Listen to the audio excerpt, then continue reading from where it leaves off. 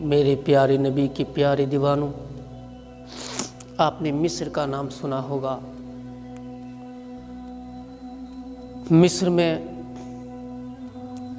एक बहुत बड़ा बिजनेसमैन था। उसका बिजनेस था गोश्त का। वो गोश्त का कारोबार करता था, गोश्त बेचता था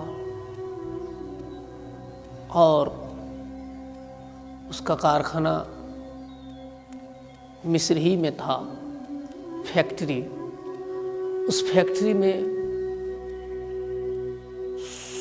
100 से 250 आदमी मजदूर काम करते थे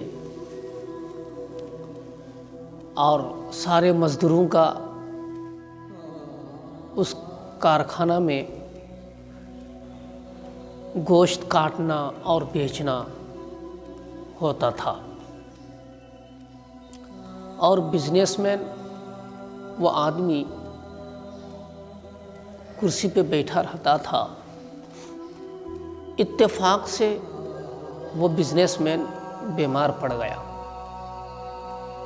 मिस्र के कई डॉक्टरों से इलाज कराया, लेकिन वो इलाज सही नहीं हो पाया। उसको शिफा मिला नहीं, सेहतयाब नहीं हो पाया। बिजनेसमैन था, बड़ा पैसा वाला था, बिजनेस अच्छा चल रहा था। बहुत लोग उसके फैक्ट्री में, कारखाना में गोश्त लेने के लिए, माल लेने के लिए आते थे। पैसा था।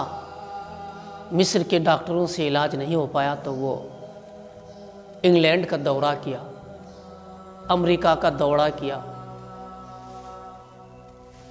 बड़े बड़े देशों का दौरा किया डॉक्टरों के पास इलाज कराने के लिए। लेकिन हर एक डॉक्टर के पास जाने के बाद नतीजा ये निकला कि दवाई से वो सेहतयाब नहीं हो पा रहा है। आखिरकार अमेरिका और लंदन, इंग्लैंड, ऑस्ट्रेलिया के सारे डॉक्टरों ने यही जजमेंट लिया, फैसला लिया कि आप लाइलाज हैं। बिजनेसमैन से कह रहा है कि जनाब आप लाइलाज हैं, आप सेहतयाब नहीं हो पाएंगे, ठीक नहीं हो पाएंगे। वो बिजनेसमैन मायूस होकर के घर लौटा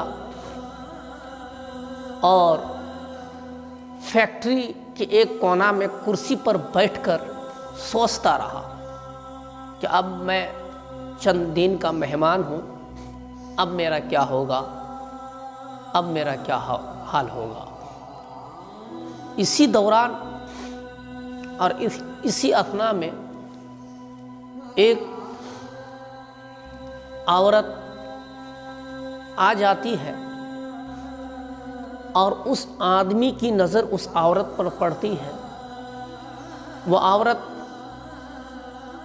कारखाना और फैक्ट्री के आसपास में जो गोश्त का ख़राब हिस्सा होता है, मज़दूर लोग गोश्त की छटाई करके ख़राब हिस्सा को बाहर फेंक देता है। वो कुत्ते का खुराक हो जाता है। जो ख़राब टुकड़ा होता था गोश्त का, उसको बाहर फेंक दिया जाता, उस टुकड़ा को कुत्ता खा लेता। वो औरत, वो बेवा औरत, उस औरत का शौहर इंतकाल कर चुका था। उसके 4 बच्चे थे और छोटे छोटे बच्चे थे, कमाई के लायक भी नहीं थे। इत्तेफाक से बच्चों ने अपने पड़ोस का गोश्त की खुशबू सुन करके अम्मी जान से कहने लगा, अम्मी जान हमें गोश्त चाहिए, आज गोश्त खाना है। उस औरत ने सोचा कि शौहर तो नहीं है, कमाने का कोई आदमी भी नहीं है, कोई मेरा ज़रिया भी नहीं है कि गोश्त को उस फैक्ट्री या कारखाना से या कहीं दुकान से लेकर के पका करके मैं अपने बच्चों को तसल्ली दे सकूं। बच्चा बार बार इसरार कर रहा है माँ का ममता रोका नहीं गया। माँ निकल गई, बस चलते चलते उसी फैक्ट्री में, कारखाना में पहुंच गई। पहुंचने के बाद जो दुकान के सामने जो ख़राब गोश्त का टुकड़ा होता था वो देख करके चुन लेती थी और अपने बैग में भर लेती थी। ऐसे वक्त में वो बिजनेसमैन जो एक कोना में कुर्सी पर बैठा हुआ देख रहा था कि औरत कौन है और क्या चुन रही है।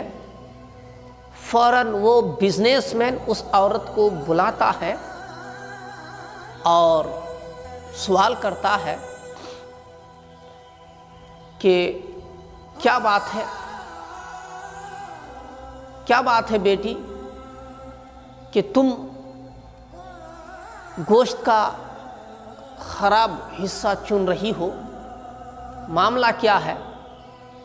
उस गिरे हुए खराब टुकड़ों को तुमको करना क्या है?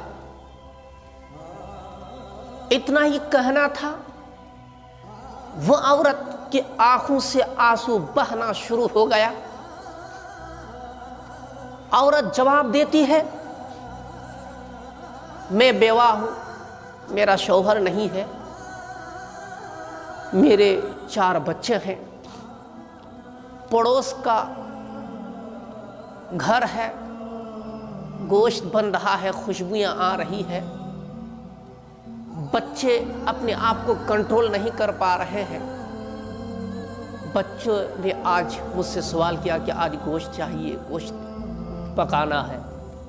अम्मी अब्बू नहीं है, लाके कौन देगा, खरीद करके कौन देगा? अम्मी दुकानों का या फैक्ट्री का या कारखाना का आप दौड़ा लगाएं कि कहीं अगर मिल जाए। पैसा भी नहीं है कि पैसा से खरीद करके लाया जाए।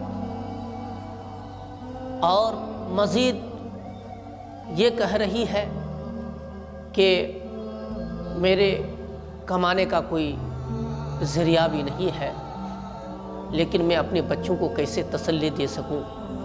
एक बच्चे उधर रो रहा है, एक बच्चे इधर रो रहा है। माँ का ममता रोका नहीं गया। माँ का ममता कैसे रुक सकता है? दिल नहीं माना, कलीजा तस्लीम नहीं किया। तो मैं आपके कारखाना के दरबार में उस गिरे हुए ख़राब टुकड़ों को चुन चुन कर लेके जाऊंगी और उसको काट छाट करके, उसको पका करके मैं अपने बच्चों को खिलाऊंगी। बस इतना कहना था कि वो बिजनेसमैन अपने नौकरों से कह रहा है, अपने कारीगरों से कह रहा है कि इस खातून को अपनी मर्जी से जितना चाहे गोश्त तुम इन्हें दे देना। और एक खातून सुन ले, ये जो खराब गिरे हुए टुकड़े जो हैं ये तो हमारे कुत्ते खा जाते हैं, और आप की शान इस लायक नहीं है कि मैं उस गिरे हुए टुकड़ों को आपके बच्चों के लिए पसंद करूं, क्योंकि मैं चंद दिन का मेहमान हूं, मैं रह पाऊं या ना रह पाऊं। मजदूरों और मेरे कारखाना में काम करने वालों सुन लो, मैं रहूं या ना रहूं, लेकिन डॉक्टरों की मशवरा के मुताबिक मैं चंद दिन का मेहमान हूं। ये औरत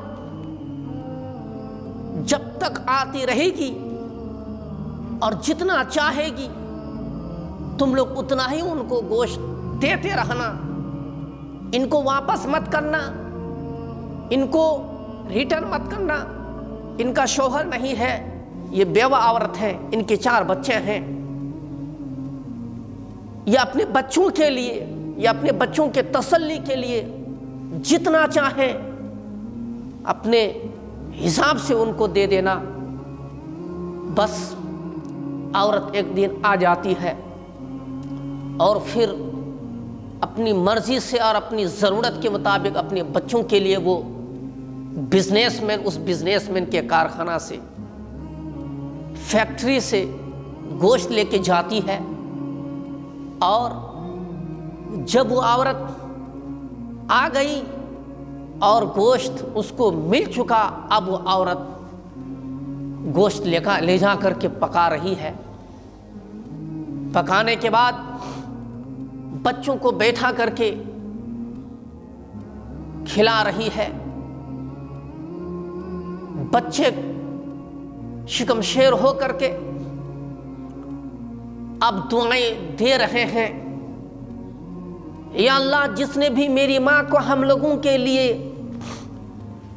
ये गोश्त दिया उसका भला कर दे, उसका खैर कर दे, उसको सेहत व सलामती रख। बस डॉक्टरों ने उसको जो कह दिया था